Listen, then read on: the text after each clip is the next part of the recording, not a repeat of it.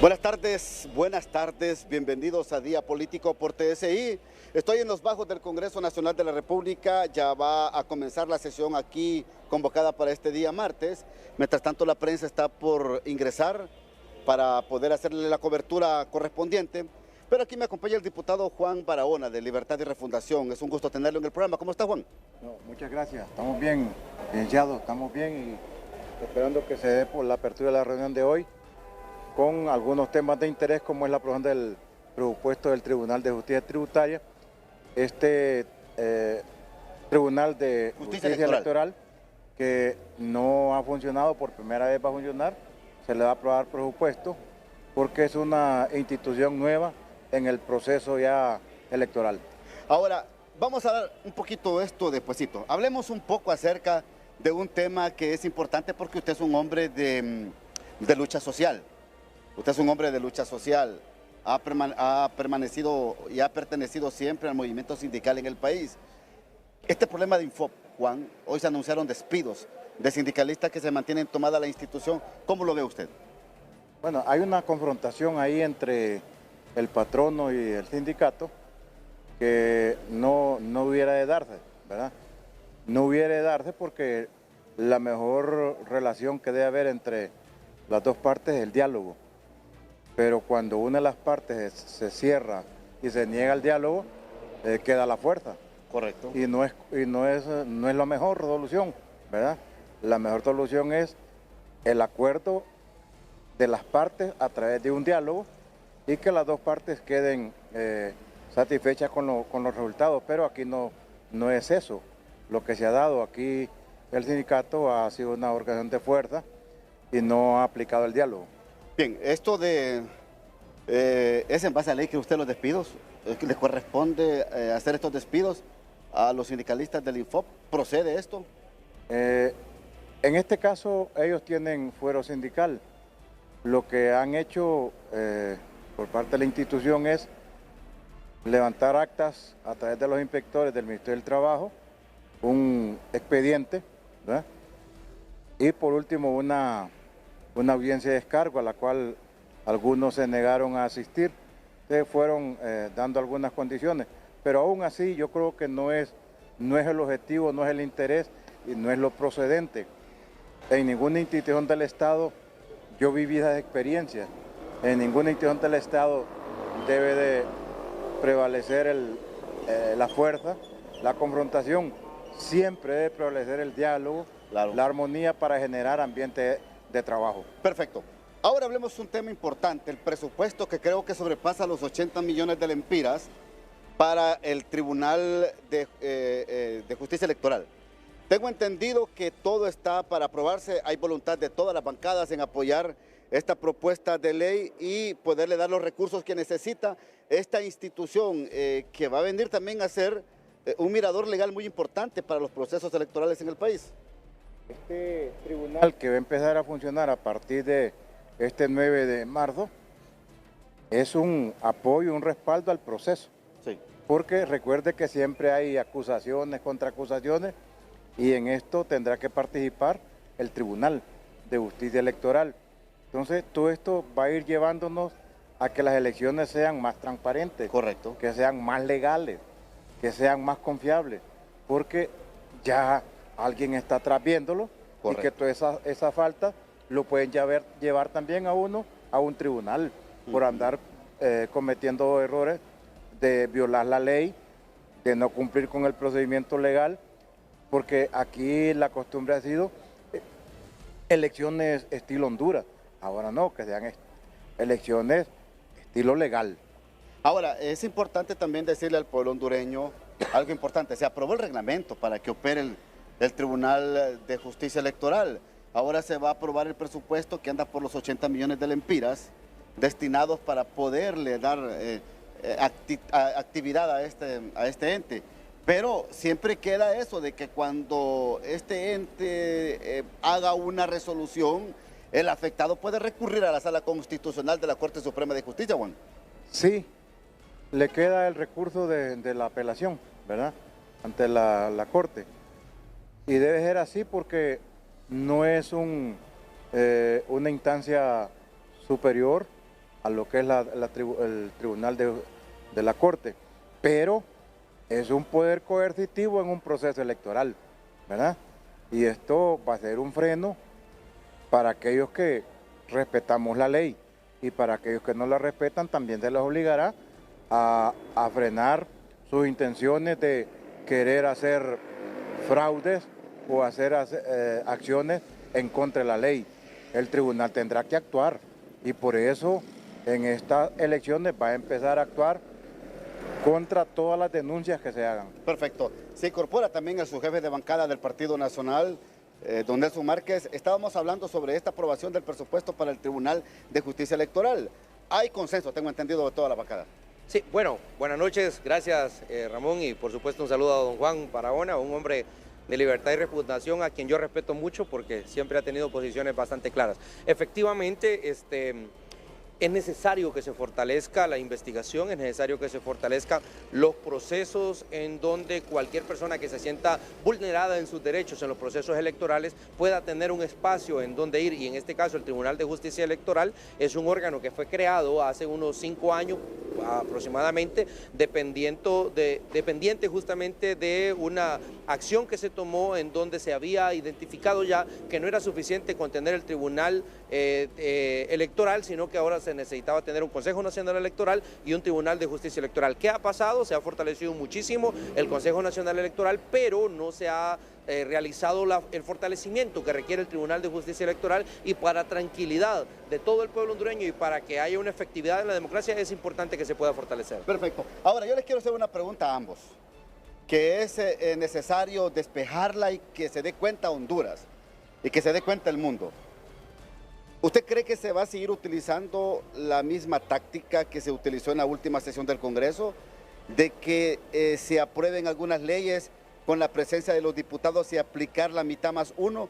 ¿Cree que por ahí vaya esta temática legislativa, esta técnica parlamentaria? Y después me reacciona don Juan. Bueno, yo creo que es innecesario porque especialmente, por ejemplo, en temas electorales existen acuerdos en el sentido de que se pueda fortalecer. Nosotros creemos que nadie se debería oponer a que se pueda fortalecer el Tribunal de Justicia Electoral, y también creemos que independientemente de con cuántos votos se apruebe o no se apruebe una ley, lo que sí es cierto es que ha existido un compromiso que debe cumplirse con el pueblo hondureño de que se haga en un momento y en tiempo en donde el pueblo hondureño puede estar pendiente. Esta es una hora en la que el pueblo hondureño puede estar pendiente. ¿Por qué no hacer en este momento la discusión de los temas más torales para que el pueblo hondureño pueda definitivamente verificar cuál es la posición de cada uno de los diputados, de los 128 diputados que estamos aquí representando a los diferentes departamentos? No es necesario que se alarguen tanto las sesiones si se comienzan a tiempo. Es más, incluso nosotros debemos considerar, creo yo, en el Congreso Nacional, que las sesiones se hagan más temprano del día. ¿Por qué esperar hasta la noche? ¿Por qué no empezar cuando empieza la jornada laboral del resto de los hondureños? La mayoría de hondureños, si es en el campo, empiezan a las 6 de la mañana.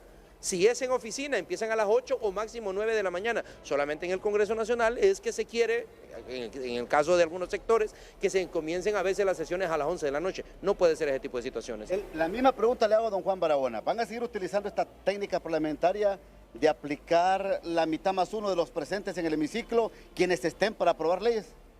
Bueno, en este caso del presupuesto del Tribunal de Justicia Electoral, no es necesario porque debe haber un consenso, porque los 3 partidos que vamos a elecciones primarias estamos de acuerdo en que se fortalezca el tribunal aprobándole el presupuesto por primera vez. Hay otros decretos que son contradictorios y en esto habrá que dialogar. Y al no haber consenso se aplica cualquier instancia legal, ¿verdad? Porque aplicarlo a las 12 del día o a las 12 de la noche, si estamos en el quórum y en la convocatoria correcta, es legal. Bueno, entonces, entiendo entonces que van a seguir aplicando esta táctica. Cuando sea necesario. Cuando sea necesario. Sí. Con los que estén presentes, Juan, sean suplentes, lo que sea, pero la mitad más uno es la táctica que ustedes van a aplicar, la técnica parlamentaria. Pero está autorizado por la ley interna del Congreso. Bueno, Está diciendo Bueno, Juan. lo que pasa es que aún y cuando sea legal, yo creo que ético no es, yo creo que moral no es definitivamente, teniendo claro que la obligación de nosotros como diputados es estar en el Pleno del Congreso Nacional, pero también entendemos que existen técnicas dilatorias, tácticas dilatorias, que no son apropiadas para un Congreso Nacional de la República, que lo correcto es que se haga la convocatoria, que se establezca cuál es la agenda específicamente y que basados en esa agenda entonces se puedan discutir los temas para beneficio del pueblo hondureño. Lo ideal es que aquellos temas que requieren mayoría simple sea al menos con 65 votos a favor, que se aprueben. Si solamente se va al hecho de lo que dice el texto legal, muchas cosas no terminan siendo morales en la práctica porque desafortunadamente la ley orgánica del Congreso Nacional tiene algunas deficiencias que deben ser mejoradas y que justamente algunas personas que han estado antes en los curules de abajo, por decirlo de esa manera, han prometido que cuando lleguen a los curules de arriba y cuando les toque tomar decisiones, entonces van a cambiar ese tipo de cosas. No debería suceder así y peor aún, no digo que es el caso de don Juan porque no lo es, peor aún, que algunos salgan a decir que le metieron gol al pueblo hondureño al aprobar de esa manera las cosas. Don Juan. Bueno, mire, esto del quórum o la hora, los 12 años de los cachurecos, aquí terminamos sesiones a las 4 de la mañana. Nunca. ¿Cómo no? No, yo estuve. No. Sí, Yo estuve también y sí se terminaron a las 11 de la noche. A las 4 de la 11 mañana. de la noche, pero 4 de la mañana, la primera vez que se terminó una sesión, a las 4 de la mañana fue cuando se aprobó la modificación de presupuesto en el abril de 2022. Fue la primera vez que en este Congreso Nacional se terminó a esa hora. Cuando antes se hablaban de madrugones, se hablaba de las 11:30 de la noche, 12 de la noche a veces, pero a las 4 de la mañana nunca. A las 4 de la mañana y el quórum aprobamos leyes con menos de 50. ¿verdad? Menos de 50 aprobamos leyes aquí en este Congreso con el doctor Oliva. No, tampoco nunca Entonces, se dio. no, lo que pasa es que parecen de amnesia, pero sí, aquí nunca se aprobaron decretos con 65 para arriba, no. Aquí aprobamos 50, 55, siempre menos del quórum. Que estaban en lo legal de acuerdo a la ley interna, sí, pero sí se dio. Ok. No es primera vez. El doctor Mauricio Oliva siempre tuvo una habilidad innata por ser un político que tenía la capacidad de siempre buscar los consensos. Es más, cuando el doctor Oliva se paraba en ese pleno del Congreso Nacional era un derroche de comportamiento democrático espectacular, al punto que terminaba incluso convenciendo a diputados de otras bancadas para votar a favor. Entonces lo que criticaban en aquel momento era justamente esa habilidad del doctor Oliva para convencer a otras bancadas y terminaba convenciendo a otras bancadas de que lo que él estaba planteando o lo que en su Congreso estaba planteando era correcto. Entonces, y terminaba consiguiendo los votos. ¿Convenció a muchos diputados de Libre? Incluso de Libertad y Refundación llegó a convencer al punto que si usted recuerda, Libertad y Refundación terminó en aquel momento expulsando diputados de sus filas precisamente porque habían llegado al convencimiento de que las propuestas que se estaban haciendo eran correctas y cuando votaban a favor, entonces los expulsaban. Bueno, Juan, pero aquí la pregunta es ¿cómo los convencieron? A ver, ¿a quiénes convencieron? Yo no me acuerdo a quiénes convencieron. ¿No se acuerda usted, don Juan? ¿Cuál fue la fórmula para convencerlos? No, pero ¿usted se acuerda de lo que está diciendo Nelson acá? No, yo no. Que en el Congreso anterior convencieron a muchos de Libre para que los apoyaran en algunos proyectos de ley. No, si aquí convencieron a varios. Cuando eligieron la Corte Suprema que salió, ahorita que eligieron esta, convencieron bastantes. Ah, bueno, permítame ir a la pausa. Voy a la pausa y ya regreso en Día Político por TSI. Ese es el ejercicio. Bueno, la sesión en el Congreso Nacional de la República ya comenzó, están en el tiempo de oración, luego vendrá la lectura de la correspondencia o la aprobación del acta anterior. Una de las dos cosas, pero bueno, ¿usted quería responderle a don Juan Barahona? No, solamente decir que desafortunadamente en Libre existe una costumbre, cuando ya no pueden explicar o justificar algo que no han podido hacer, entonces recurren a la especulación. ¿Por qué es especulación? Porque si usted va a decir algo, tiene que presentar las pruebas, tiene que poner los nombres. De lo contrario, a lo sumo llega a ser un chisme. Y lo que sí es real es que en otros congresos históricamente lograron sentarse a la mesa, llegar a acuerdos, y aquí hoy justamente nos está costando por mucho más el llegar a acuerdos, y entonces eso se refleja al momento de definir cómo es que se van a aprobar los proyectos. Pero ¿quién pone el cuello de botella aquí en el Congreso Nacional de la República en la aprobación de algunos proyectos? Yo creo que el llamado a crear los consensos siempre va a ser quien esté en el oficialismo. En este caso, el Partido Libertad y Refundación es quien dirige el Congreso, es quien dirige el Poder Ejecutivo, es quien dirige la Corte Suprema de Justicia, es quien dirige el Ministerio Público y son los llamados entonces a llamar al resto de fuerzas políticas. ¿Por qué? Ya se ha aprobado. Aquí justamente en estos bajos del Congreso Nacional hicimos convocatorias a sesiones extraordinarias, por ejemplo, en donde toda la oposición queríamos sesiones, pero si quien maneja las llaves del Congreso no abre el Congreso, simplemente las sesiones no se dan. Bueno, don Juan. No, la situación en el Congreso, los que se oponen a todo, es la bancada cachureca. Ellos se oponen a todo. Están en contra de todo y a favor de nada. De veras, don Juan. Sí. Aquí, pero todos ¿por qué los se oponen, cree usted? ¿Cuál es la oposición? ¿A qué obedece esta oposición férrea de los nacionalistas? Obedece a un guión que tiene la oposición de no permitir que este Congreso flote, que este Congreso triunfe, sino hacerlo fracasar. Porque eso, para ellos en el imaginario, les da mayor prestigio y se levantan. Los cachurecos... Permítame, le pregunto algo. ¿Usted cree que ha fracasado este Congreso Nacional, esta Junta Directiva? Hemos hecho mucho y con minoría. Hemos hecho bastantes decretos con minoría y no ha sido fácil. Aún con la bancada mayoritaria de oposición, que son los cachurecos, hemos hecho bastantes decretos y si valoramos eso, el Congreso no ha fracasado. Okay. Lo que pasa es que cómo nosotros no nos vamos a oponer. Imagínense, para ver un tema reciente, cómo nosotros íbamos a estar a favor de que dejaran más de 12.000 millones de lempiras en una partida confidencial que justamente Libre tanto criticó.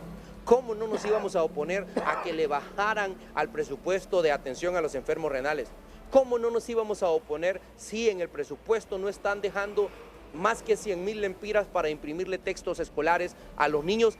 1.300.000 niños. Si desde el periodo del gobierno pasado no se han vuelto a imprimir textos escolares y en este año apenas dejan 100.000 lempiras, pero sí están dejando más de 500 millones de lempiras para propaganda y publicidad, algo que si fuera un buen gobierno debería ser totalmente innecesario. ¿Cómo no nos vamos a oponer? Obviamente Libre va a tratar de echarle la culpa a el principal partido de oposición, que es el Partido Nacional, pero no es el Partido Nacional quien tiene la culpa que de a poco Libre se vaya quedando solo. Recordemos que Libre llegó al poder con por lo menos 60 votos a su disposición, que eran 50 de Libre y 10 del PSH por la alianza a la que llegaron. Rápidamente que llegaron, PSH se dieron cuenta de su equivocación y perdieron los votos del PSH. Ahí no tuvo que ver nada el Partido Nacional, sino más bien el comportamiento de Libre. Aparte de ello, de la misma bancada de Libertad y Refundación, eran 50 y hace poco todo el pueblo hondureño vio que perdieron varios de sus propios votos. Ahí no tiene nada que ver el Partido Nacional. Sin embargo, sí aceptamos, somos el partido que permanentemente está señalando aquellas cosas en las que Libre se está equivocando y que está cosechando resultados negativos para el pueblo hondureño. Porque lo que hoy vemos justamente es que, mire lo que acaba de pasar en este momento, Honduras aparece con la peor calificación en términos de corrupción en su historia, de acuerdo a informes oficiales que se han revelado entre el día de ayer y hoy. Jamás vamos a superar a los 12 años de gobierno cachureco. Bueno, pero son lo que dicen ahí las mediciones. Las mediciones están diciendo que Libre tiene la peor calificación en términos de corrupción. Los 12 años cachurecos se ven desde lejos. Y por supuesto que eso es lo que dirá Libre, pero los analistas de todo el mundo están dando eso. Los 12 años del saqueo, del robo, y eso... Y así llegó Libre al poder, sin embargo, ya estando en el poder no hicieron nada. Los 12 años de saqueo, robo, narcotráfico, y su máximo líder está allá en Nueva York, ¿verdad? Entonces, ustedes hoy padecen de amnesia, buscando culpables en otro lado, y los culpables de la desgracia de esos 12 años es Partido Nacional. Mire qué interesante cómo Libertad y Refundación utiliza algunos argumentos, pero con una moral bastante selectiva, porque por ejemplo cuando en Nueva York se menciona que Nicolás Maduro es un narcotraficante, entonces Libre dice no.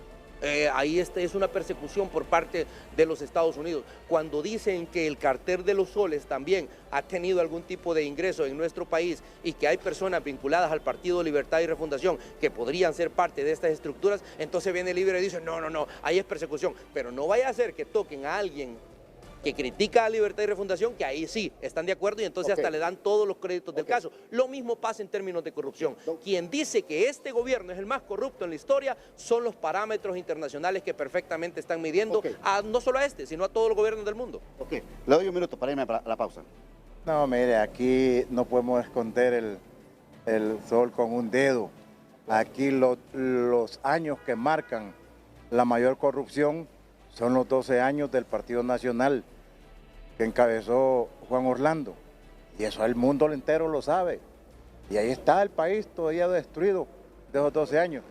Hoy ellos hablan de honradez, niegan la corrupción, pero han sido los gobiernos los años más corruptos del gobierno del Partido Nacional.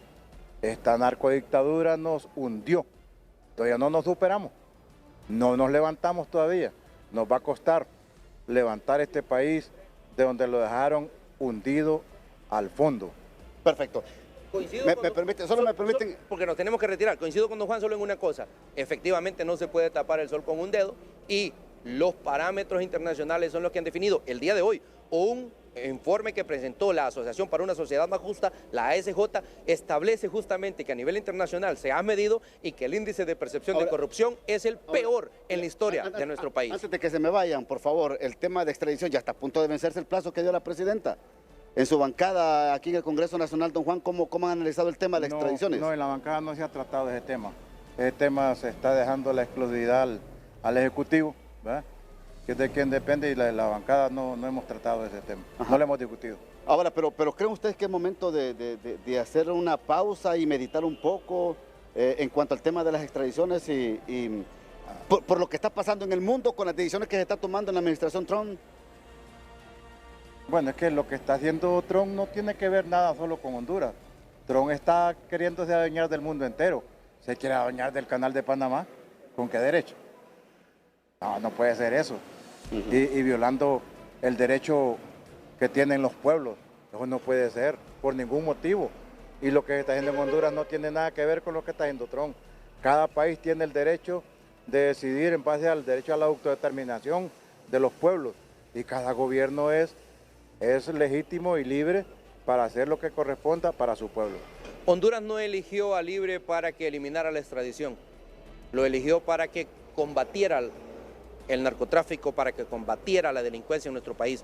Honduras no eligió a Libre para que se peleara con los Estados Unidos. Lo eligió para que pudiera tener acercamientos diplomáticos y proteger a nuestro pueblo que también está en Estados Unidos, que también es nuestro pueblo, que también son hondureños y que aportan muchísimo a la economía nacional. Desafortunadamente Libre en el poder ha hecho todo lo contrario. Ojalá y en estos días que faltan, porque ya falta poquito para que sea irreversible esa pésima decisión que tomaron el Ejecutivo, ojalá y atiendan las presiones internacionales que se están dando fuertes y las presiones más importantes que son las del pueblo hondureño, que les exige que den un paso atrás en ese tipo de temas porque no le hacen un bien al pueblo hondureño. Bueno, yo le agradezco mucho. Gracias, don Juan, muy amable. No, gracias a sé ustedes, que tienen que entrar al Congreso. Gracias también, Nelson. Con gusto, Ramón. Van a entrar al Congreso. Todo el pueblo hondureño, saludos. Bien, creo que hasta aquí dejamos el programa de hoy porque nos vamos a la siguiente pausa. Mientras tanto, gracias por su fiel sintonía y que pase usted una feliz y bendecida noche este día martes.